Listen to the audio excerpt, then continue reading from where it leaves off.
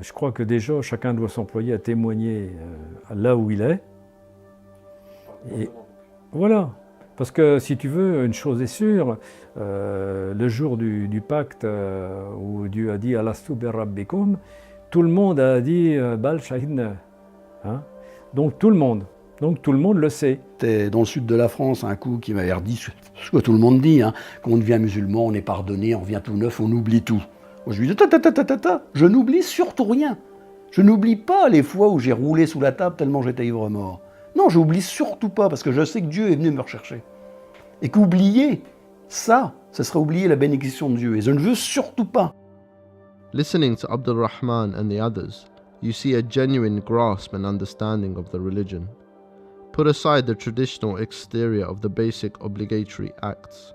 Spending time with them, you see an effort to understand the various layers of meaning, from the mystical spiritual to the various philosophical interpretations of different thinkers. With an interest in the deeper understanding of the religion, the group embarked on their first month of fasting, attending the mosque in Rams, some 50 kilometers away.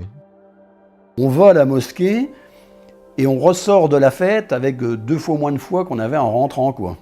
Mais parce qu'on sent que c'est faux tout ça, qu'on fait du zik, mais alors t'as un crooner qui est là parce que hop, à un moment donné, il est, hop, ça s'endort, alors illallah, et puis hop, leur parti. Mais tout ça, c'est ridicule. On se dit, on revivait les mêmes choses dans la forme et dans le fond, c'est vide. Et après, les gens étaient sympas, hein, les Arabes, pour ça, pour recevoir, pour ça. On allait manger des gâteaux chez les uns, tout ça, c'était bon à manger et tout, c'était très bien. Puis on discutait de rien. Et donc, on a l'impression d'un vide complet, quoi. Like the inspiration to the truth that flows unpredictably, the group who struggle to find real benefit from the mosque would in fact find that the truth would come looking for them. Donc, résultat de la course, à ce moment-là, ça je ne sais même plus par quel hasard qu'on avait rencontré à un musulman, ça doit être quand même là-bas, qui était chiite. Et c'est par lui, donc par, comment il s'appelait, Abdelkarim, qu'on a rencontré les premiers chiites. Parce que lui nous a dit, non, moi je ne peux pas vous en causer, je vous indiquerai des gens, etc. Donc c'est là où on a connu Ben Issa, et puis d'autres personnes comme ça, après Tidjani, enfin voilà. Des gens qui ont commencé à qui on pouvait poser des questions et qui nous donnaient des réponses. On commençait à se rendre compte qu'on était en train de suivre une religion comme le catholicisme, et puis qu'est-ce que c'est, le prophète est mort, et puis il n'y a plus rien. Nous, c'était insupportable cette affaire-là. Donc on s'est un peu renseigné, on a rencontré des chiites chez Abdelkarim à Reims, et puis après on a rencontré Tidjani, qui nous a expliqué plein de trucs au sujet du chiisme, qui a répondu à nos questions. On ne savait pas que le chiisme existait. Puis il y a eu la révolution islamique à cette époque-là, mais nous, c'était pas le côté politique et révolutionnaire, tout ça, c'est pas notre problème. Donc ça nous a pas attirés. On s'est pas dit, si une révolution, on va s'intéresser aux chiites parce que c'est une révolution chiite. Alors ça, c'était pas du tout dans nos manières de voir. Dans l'esprit, on était chiite dès le départ, mais on ne le savait pas. Et donc là, il n'y a pas eu photo, on est passé très rapidement donc, du sunnisme au chiisme, mais comme on rentre à la maison, quoi. Ça nous a semblé vraiment évident. Même si justement à l'époque, par exemple, je ne me posais pas des questions du style qu'est-ce que c'est que l'imama, par exemple. Mais je sentais bien qu'au fond, j'avais déjà tout ça c'était en moi, quoi.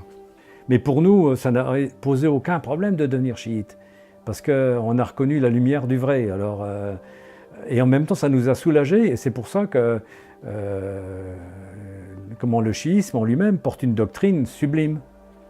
Et que, Dieu merci, on a encore un imam qui est présent parmi nous, bien qu'occulté, et que c'est vers lui qu'on se tourne, quoi.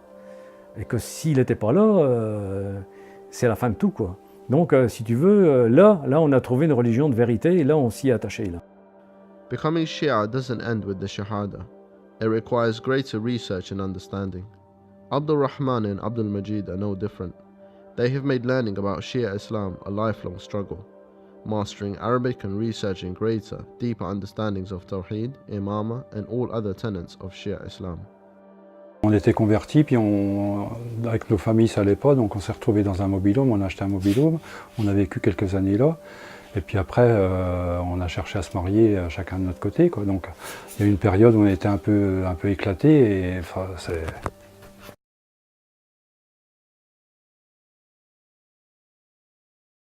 D'en parler, ça m'émeut, mais c'était difficile, hein. Cette période-là où on était séparés, où on commençait à avoir des enfants, et on s'est dit, on peut pas, il faut qu'on refasse quelque chose en commun, on se voyait comme ça occasionnellement, mais pas souvent, quoi. Bien qu'avec Abdelmajid on était voisins, mais il manquait quelque chose. Et... Il y a eu cette histoire qu'on a décidé de faire une mosquée. On se dit, on ne peut pas continuer à se voir comme ça, les uns chez les autres, la bonne ambiance. Puis le problème qui se passe quand on est comme ça, on passe chez les uns chez les autres, puis on parle. On a cherché un endroit, et donc on a trouvé ce qui est devenu notre mosquée actuelle. Le Moulinet, c'était vraiment une délivrance, quoi. On y allait bosser tous les week-ends, le dimanche.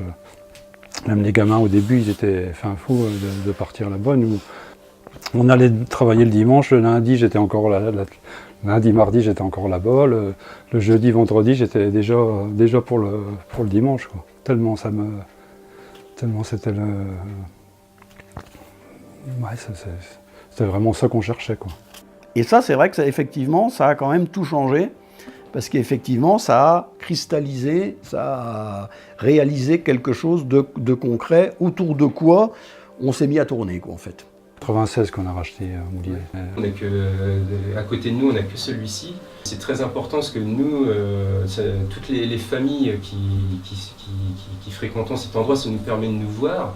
Ça nous permet donc de pouvoir faire les cours d'arabe, de parler religion, de pouvoir travailler ensemble. As time went on and the community grew, they realized that like their own faith and understanding of the religion, their mosque also needed work to grow and expand, meeting their ever-growing needs. Depuis là, on continue toujours à y travailler, mais c'est habitable depuis une dizaine d'années, quoi. Ouais. Mais au début, il y avait des trous dans le toit, c'était presque une ruine, quoi. Puisque moi, quand je suis arrivé en 98, ça avait déjà été acheté, il y avait déjà eu des travaux, tout ça. Mais on continue d'année en année de construire des choses, de mettre en place du confort, de faire comme le mihrab, des choses comme ça. Quelque chose qui est vraiment d'ici, qui a donc tendance, Inch'Allah, à perdurer. Le nombre, on s'en fout, mais alors complètement, c'est pas notre problème. Si Dieu fait qu'on sera plus nombreux, alhamdoulilah. S'il fait qu'on n'est pas nombreux, alhamdoulilah quand même, c'est pas grave. C'est pas ça notre truc, mais c'est vraiment de faire que, voilà, les musulmans d'ici sont des gens d'ici et sont des vrais musulmans. C'est l'endroit où on se retrouve, on coupe la vie d'ici avec tous les mécréants, et on se retrouve entre croyants, on fait des cours d'arabe, des cours de religion, et c'est une bouffée d'oxygène à chaque fois, hein, pour nous. Having been from different areas and different generations, the community now had their focal point, a home where they would congregate and work together to better themselves in the deen and in their daily life. As the community established itself, people from outside began to learn and interact with its members. Bilal found Islam through his time at the university, but came to know about Shia Islam through the community at Le Moulinet. À 18 ans, 19 ans, quand j'ai eu l'occasion d'aller à l'université, j'ai pu rencontrer donc des gens qui étaient musulmans, notamment quelqu'un qui s'appelait Saïd, qui était donc musulman marocain, avec qui j'étais très proche, sans vouloir faire vraiment de prosélytisme, donc il me parlait souvent de l'islam, de choses comme ça. Et c'est vrai que j'ai été à une période de ma vie aussi où j'ai tenté pas mal de choses, je faisais souvent la fête, l'alcool, des choses comme ça, et puis je me suis retrouvé à un moment où je voyais bien que ça ne menait nulle part, j'avais vraiment un manque dans ma vie. Ensuite, j'ai eu l'occasion de rencontrer ma femme, Jamila. Donc au début, on se connaissait, t'es musulman, je suis musulman, ouais. Et puis, donc j'ai pu savoir qu'elle était chiite. Et donc, naturellement, sans problème, j'ai pu parler ouvertement avec Jamila. Donc, qui étaient les imams, des choses comme ça. Et je n'avais aucune opposition. J'ai même pu en parler aussi dans la mosquée que je fréquentais à Reims, et là j'ai bien vu que ça posait problème, quoi. On me disait c'est des problèmes politiques, il faut pas s'intéresser à ça, c'est politique, c'est politique. Bon, sauf que moi ça me disait quelque chose, et puis donc j'ai voulu en savoir plus. Et puis naturellement, donc, les choses se sont faites aussi avec Jamila, et puis on a pu faire un mariage. Et rapidement, je suis devenu chiite aussi, où pour moi, il y a des choses qui étaient devenues évidentes. As the community began to develop, it became clear that there were growing roles and responsibilities for its members. Everyone had to take on a certain task and make it their own. Abdul Noor is in charge of the community food supplies. Collectively, they all harvest and store food for the winter months. Je suis membre de l'association. Parce que Abdel Nour il est trésorier. Abdel Majid il est l'imam et Abdelrahman il est comment dire ça, je ne sais pas comment le dire. Donc ils sont à 3 responsables, quoi, hein. Moi je suis comme Bilal, je suis membre de l'association, quoi. Je suis maraîcher, je fais du maraîchage bio depuis 31 ans, quelques années après être devenu musulman. C'était la suite. Je suis devenu musulman en 81 et j'ai commencé l'activité en 84, à peu près en même temps qu'Abdel Nour, dans son métier de menuisier. Là c'est pareil, c'est une liberté qu'on a dans son travail. Bon, j'ai pas l'impression de me vendre en faisant ce métier-là, enfin vendre mon âme, quoi. Donc ça va, quoi. C'est le genre de métier qui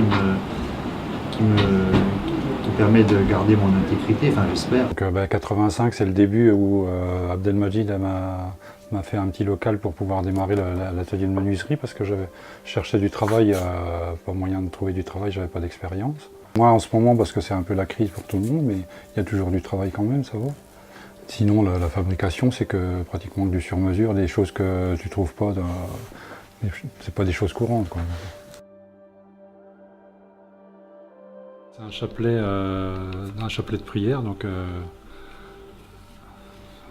Allahu Akbar, Alhamdulillah, Subhanallah, voilà. En miroir pour mettre au mur. Abdul Noor is also a very talented carpenter, and Abdul Majid saw this in him. After helping him establish himself, Abdul Noor was able to earn a sufficient livelihood and use his skills to develop the mosque and adjacent buildings. Part of his carpentry work is the restoration of old pieces of furniture and such like. Petit à petit, on a agrandi la maison avec les frères, parce qu'à chaque fois qu'on fait un boulot chez quelqu'un, tout le monde vient bosser, après on bosse chez un autre, sans calculer, on ne travaille plus chez toi ou chez l'autre, on n'a jamais travaillé comme ça, on est toujours. Il y a besoin de 3 mois ici, on travaille 3 mois, il y a besoin d'un mois ici, et à chaque fois qu'il y en a un qui demande, paf, tout le monde vient, quoi. C'est ce qui permet d'avancer les choses, quoi. Parce à travers les expériences qu'on a fait, on a eu l'impression qu'on était quand même agréé. Voilà, qu'on a cherché, par exemple pour la mosquée, on avait démonté un vieux bâtiment pour faire un truc en bois, qui aurait fait un truc complètement nul, mais en fait après on a trouvé autre chose, parce qu'on avait aidé quelqu'un, c'est par lui qu'on a trouvé la maison. Enfin ça a été des trucs, pour nous des miracles, quoi, qui ont fait qu'on a senti que Dieu nous agréait dans ce qu'on faisait. Ça c'est quelque chose qui est tout à fait fantastique. Aside from the various manual jobs needed to run the community, Abdul Majid looks after the clerical affairs. Regardez les papiers, le numéro d'assurance complémentaire, telle caisse de retraite, telle autre caisse de retraite, le numéro de cotisant, combien qu'elle paye. Puis alors je te dis pas, on t'en demande. Mais après quand je me rappelle que finalement c'est un acte d'adoration, ça change tout. Bah oui, c'est vrai. Donc tu vois, pour ça c'est pas... The community meets at least once a week, where they take time to learn various different subjects.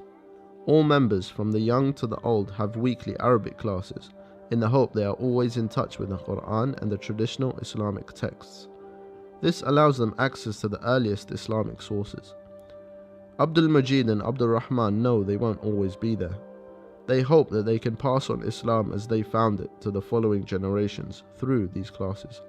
Et donc moi, ce que je trouve important, c'est que déjà, ça nous donne un lieu pour nous réunir, ça nous donne un lieu où justement nos enfants, moi-même, nous-mêmes, donc on peut venir parler islam, faire des cours d'arabe, donc pour pouvoir essayer de mieux s'emparer de notre religion, lire le Coran, Dua Kumail, des choses comme ça. Et cette mosquée, c'est vraiment notre centre, c'est notre centre qui nous permet donc de pouvoir remonter au niveau de notre iman, de notre foi. C'est par devoir qu'on fait les choses. Alors, on fait les choses comme c'est de l'extérieur. Bon, il y a des trucs qu'on aime, il y a des trucs qu'on n'aime pas. Bon, ben là, c'est vrai que j'aime pas trop être mis en scène, mais je m'en fous complètement à partir du moment où je sens que ça vit et qu'on est en train de parler de l'essentiel. Moi, il n'y a que ça qui m'intéresse. Parler de la divinité, parler justement du lien avec lui, du devoir qu'on a avec lui, du pacte qu'on a avec lui. Moi, il n'y a que ça qui m'intéresse. Le reste... La vie, c'est le temps de la preuve et de l'épreuve. Parce que l'homme étant ce qu'il est, un peu bête et un peu feignant, c'est par les épreuves qu'il arrive à progresser dans le chemin spirituel. Par ton exemple, tu fais ce que tu as à faire, humblement, puis si Dieu veut que quelqu'un comprenne par ton comportement ou par ce que tu fais qu'il comprenne quelque chose, bah, alhamdoulilah. Donc il y a notamment deux auteurs qui nous servent beaucoup ici, au Moulinet, dans notre Oumma, dans le Masjid. C'est donc René Guénon qui a pu écrire sur justement les valeurs de la science sacrée, mais qu'effectivement, s'il y aura toujours des centres spirituels, il y aura toujours quelque chose qui fera qu'on peut remonter et retourner vers Dieu, quoi. On se sent revenir comme un gosse, où on a cette connaissance du divin qui n'a pas du tout besoin d'explications, de raisons, de choses comme ça. Et le deuxième auteur qui nous a beaucoup, qui m'a beaucoup interpellé aussi, c'est un philosophe qui s'appelle Henri Corbin, qui a pu écrire justement sur l'islam chiite tel qu'il a pu lui le découvrir en Iran, et donc il nous a mis, grâce à ses livres, certaines notions et puis des éléments de la doctrine des imams. Voilà, c'est ça mon désir, être en rançon pour l'imam. C'est tout un travail qui occupe toute la vie. Hein. Voilà.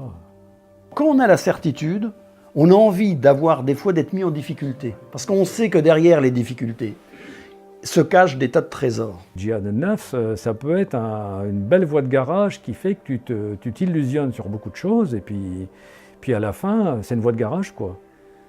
Et puis quand on te demande sincèrement, là, le jour du pacte, est-ce que je ne suis pas ton Seigneur? Ah ben si, et tu n'as rien compris.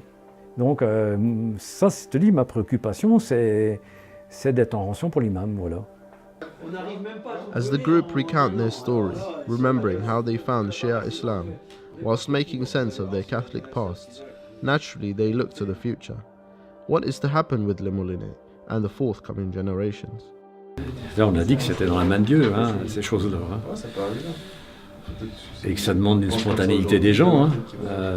Comment un élan vers Dieu, de la sincérité, ça ne dépend pas de nous. Hein. Donc, ma foi, si tu vois quelque chose de bien, qui serait bien. Non, bon, c'est tout. Nous, on était la première génération. On espère qu'il y en aura des aussi brillantes derrière nous.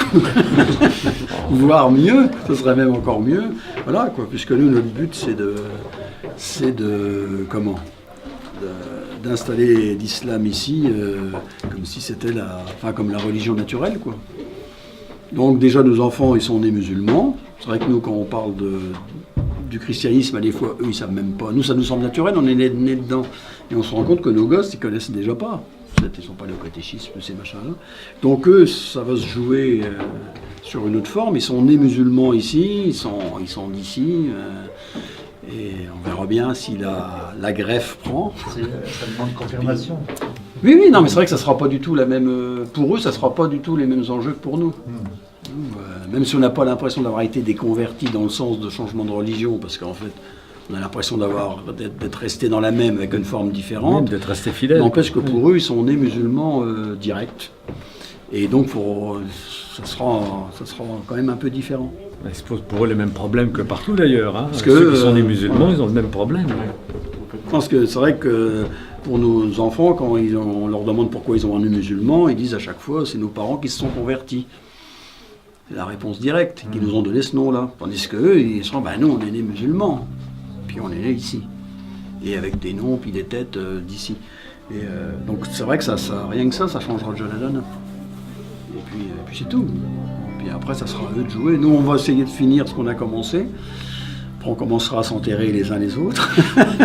C'est pas que c'est le dernier qu'enterrera. Mais c'est vrai qu'après, ça sera notre histoire, quoi. Mais en espérant que l'esprit restera, quoi. Through God's hand, Abdul Rahman and Abdul Majid found Islam. In this way, with the same inspiration, the hope is that God will continue His blessings on the community, growing it into a larger bastion for Shia Islam in Ardennes and further afield.